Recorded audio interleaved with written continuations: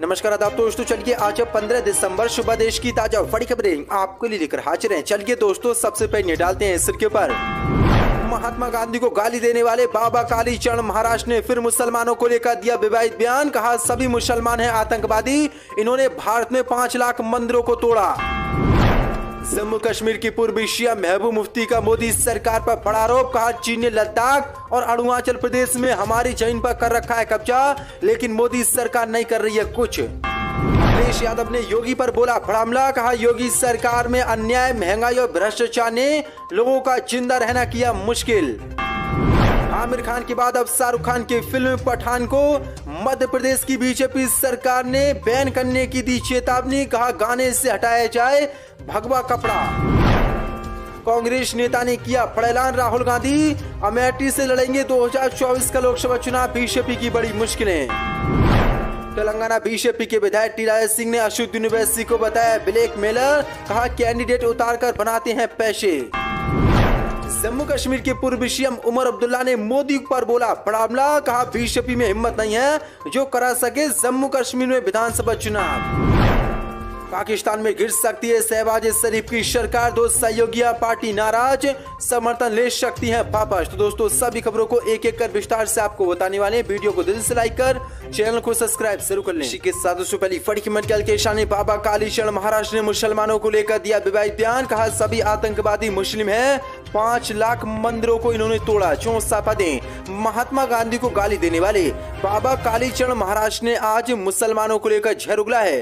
कालीचरण महाराज ने मुसलमानों को लेकर विवादित बयान देते हुए कहा कि धर्म का मतलब एक ही है, सनातन धर्म है। कोई मौलाना इस्लाम को धर्म नहीं बताएगा। उन्हें बचपन से ही मदरसों में ट्रेंड किया जाता है। तुम्हें क्या सिखाया जाता है? सभी आतंकवादी मुस्लिम ही हैं। 5 लाख मंदिरें तोड़ी गईं। सरदार वल्लभ भाई पटेल प्रधानमंत्री होते तो भारत हिंदू राष्ट्र बन गया होता। उन्होंने आगे कहा कि डॉक्टर बाबा साहब भीमराव अंबेडकर ने कहा था कि मुसलमानों पर भरोसा मत करो, हर रोज 1 लाख गौ हत्या होती है। हिंदू नफरत नहीं पालता, लेकिन अब हिंदुओं के मन में भी नफरत पनप रही है। दोस्तों, किस तरह से कालीचरण महाराज ने आज मुसलमानों को लेकर ये झेर उगला है, सभी मुसलमानों को आतंकवादी बता दिया है। के साथ बड़ी खबर कल के सामने जम्मू कश्मीर की पूर्व सीएम महबूब मुफ्ती का मोदी सरकार पर बड़ा आरोप। कहा चीन ने लद्दाख और अरुणाचल में हमारी जमीन पर कब्जा किया, लेकिन बीजेपी कुछ नहीं कर रही है। 64 प्रदेश जम्मू कश्मीर के पूर्व मुख्यमंत्री महबूब मुफ्ती ने अरुणाचल प्रदेश में सीमा पर चीन और भारत के बीच हालिया तनाव को बेहद खराब करार देते हुए कहा कि ये दुर्भाग्यपूर्ण है कि भाजपा इस बारे में कुछ नहीं कर रही है। महबूब मुफ्ती ने कहा कि चीन लद्दाख में हमारी जमीन पर कब्जा करके बैठा है।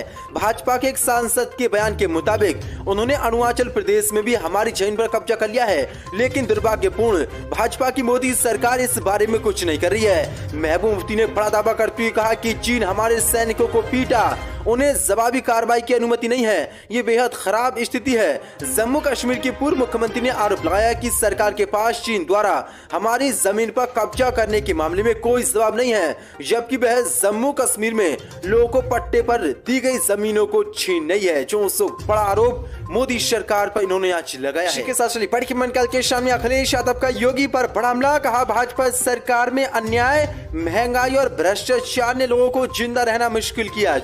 समाजवादी पार्टी के राष्ट्रीय अध्यक्ष अखिलेश यादव ने आज योगी पर बड़ा हमला बोला है।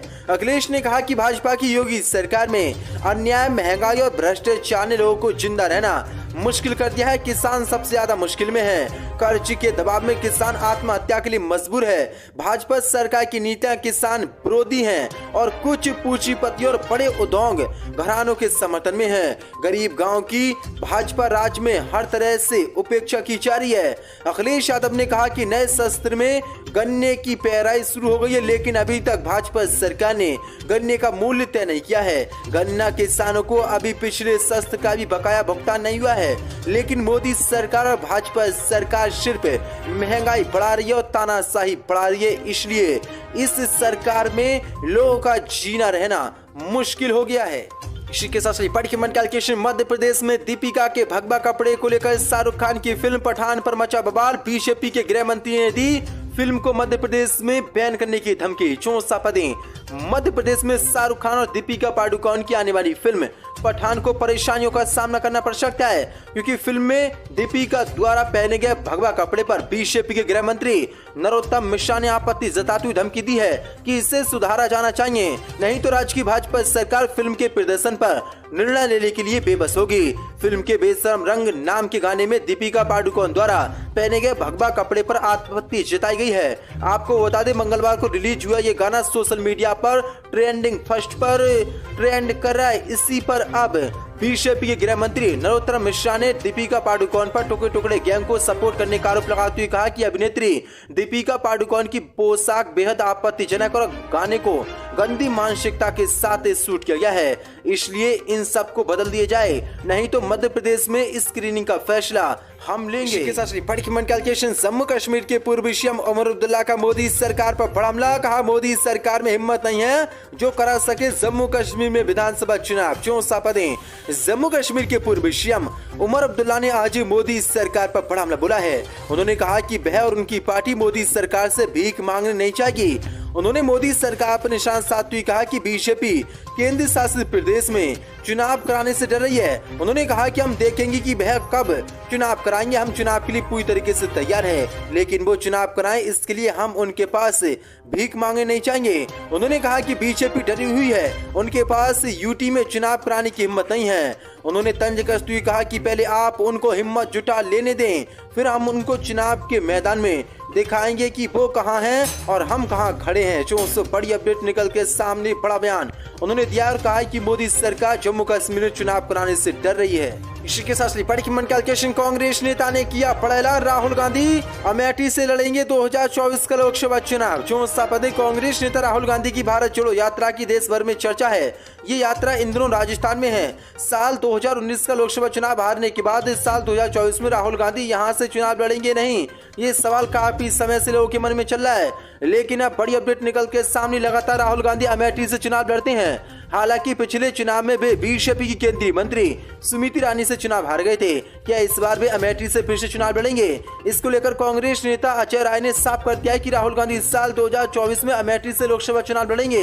अजय राय ने बुधवार को दावा किया कि राहुल गांधी 2024 का लोकसभा चुनाव अमेठी से लड़ेंगे, क्योंकि अमेठी से नेहरू गांधी परिवार का पुराना पारिवारिक रिश्ता है। उन्होंने यहां पार्टी कार्यालय में संवाददाताओं से बातचीत में कहा कि गांधी नेहरू परिवार के अमेठी से पुराने पारिवारिक संबंध है, इसे कोई कमजोर नहीं कर सकता। राहुल गांधी अमेठी से 2024 का लोकसभा चुनाव लड़ेंगे। जो बड़ी अपडेट निकल के सामने। उन्होंने इस दौरान अमेठी की जनता से राहुल अपील की कि वे राहुल गांधी को फिर से 65 बहुमत से सांसद चुनकर दिल्ली भेजें। इसी के साथ बड़ी मन कैलकुलेशन। तेलंगाना बीजेपी के विधायक टी राजा सिंह ने उवैसी को बताया ब्लैक मेलर। कहा, कैंडिडेट उतार कर बनाते हैं पैसे। चौंसा पदे।